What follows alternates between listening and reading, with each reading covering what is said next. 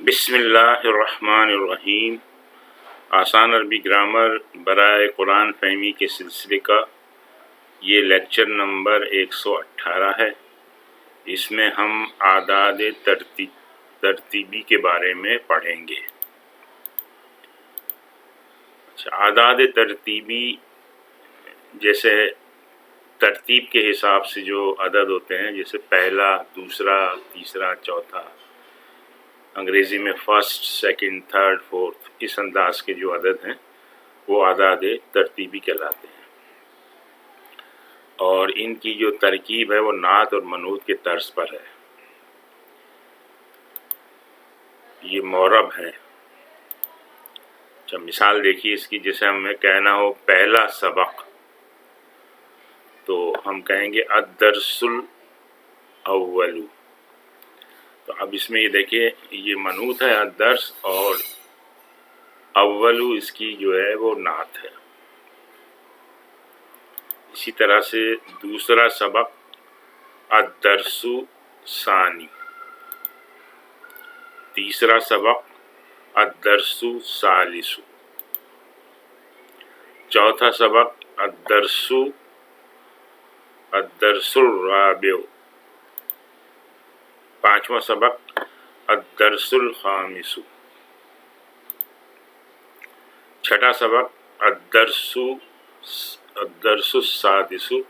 اچھا، ان سب کو اس طرح بھی پڑھ سکتے ہیں، درمیان میں تھوڑا گیپ دے کے الدرس السادس یا الدرس الاول، الدرس الثانی، اس طرح سے۔ پھر ہے آپ کا ساتواں سبق الدرس السابع، آٹھواں سبق الدرس الثامن، نواں سبق الدرس التاسع، اور دسواں سبق الدرس العاشر۔ اس کے مؤنث کے لیے، جیسے پہلی کہانی الحکایۃ الاولی، دوسری کہانی الحکایۃ الثانیہ، یعنی گولتا اس میں ایڈ کر دی تو یہ اس کا مؤنث ہو گیا، اس کے علاوہ، پہلے والے کے علاوہ۔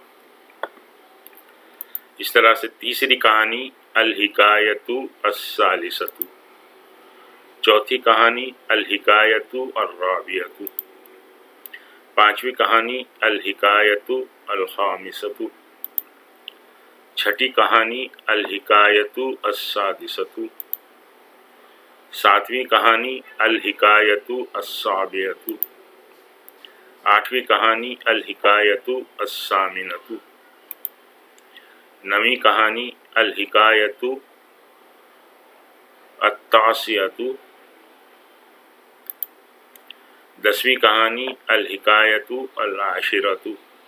یہ تا ہے، یہ تا غلط ہو گیا نا۔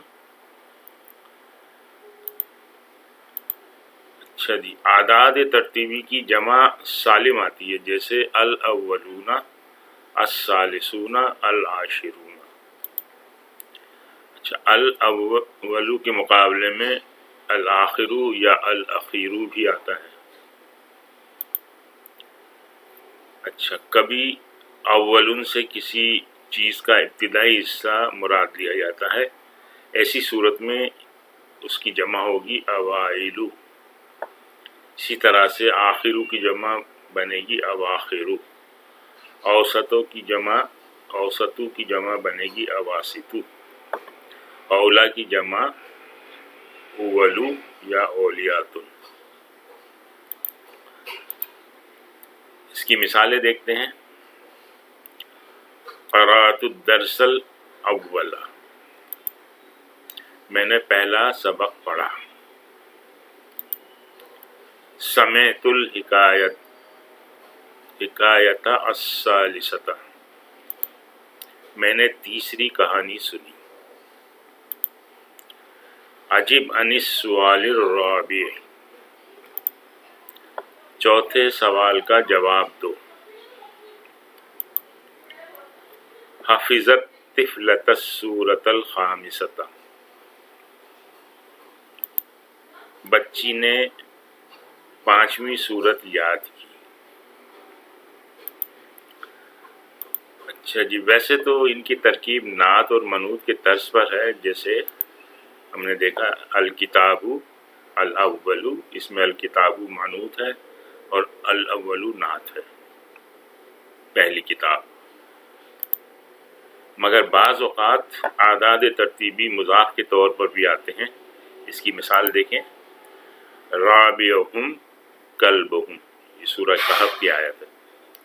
یہاں پہ رابع مضاف ہے اور ہم جو ہے یہ مضاف الیہ ہے، یعنی ان کا چوتھا ان کا کتا تھا۔ آج ہم یہیں پہ اکتفا کرتے ہیں۔